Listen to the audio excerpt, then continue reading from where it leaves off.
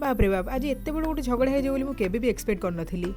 Hello hello मु lucky स्वागत करछि मोर आउ गोटे नुआ वीडियो रे। आज थिला हम पिला मानकर पूरी पिकनिक सेति पय कि भोर 4 मु आसी इंस्टीट्यूट पाखरे पहुंची गली। मु एठी पहुंचले बेलको ऑलरेडी गाड़ी आसी सारलाणी और पिला माने भी ता भितरे बसी सारले। जहा कहना काहे कि शीत दिन रे दूर दूर बाट ट्रैवलिंग करके पिकनिक जिबार मजा ही किछि अलग आ जोटा कि हम पिला मानको मुहर सीधा जणा पडुछि।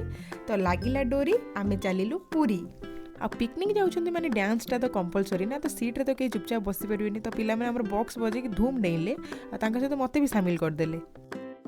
आउ पिलांकर एते जोर डांस देखिकी बॉक्स बिचारा तर आउ कंट्रोल करि पेलानी बाजी बाजी एते जोर से तार बेक भांगी पड़ी गला। तो अभी ताको आसी तार टी व्यवस्था करी ताको ऊपर को टेकी सॉइस यूज करी रखि देला। एते जोर नाची नाची सब एनर्जी पिलांकर सरी गला। तो भोक भी लागिला से मानको। तो रास्ते रे रहि कि आगो किछि टिफिन भी करनेलु आ 2 रु 3 घंटा रो सफर परे फाइनली आमे आसी पहुंची गलु पुरी रे। आउ आमे आसिक मंदिर पाखापाखि पहुँचला बेलू एठी एते मात्रा रे भिड़ थिला भाई कुहना।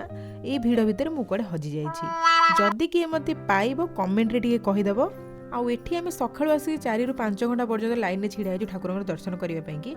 बाकी एठी किछि लोक कोन करचंदी ना आसी सीधा मझिरे पहुंच जाउछंदी। तो सेथि पई कि पुलिस तांको विरोध करचंदी आ लाइन नु से मानको बाहर करचंदी। जय जगन्नाथ। तो आज पई रहिली पुणी देखाबो पार्ट 2 रे।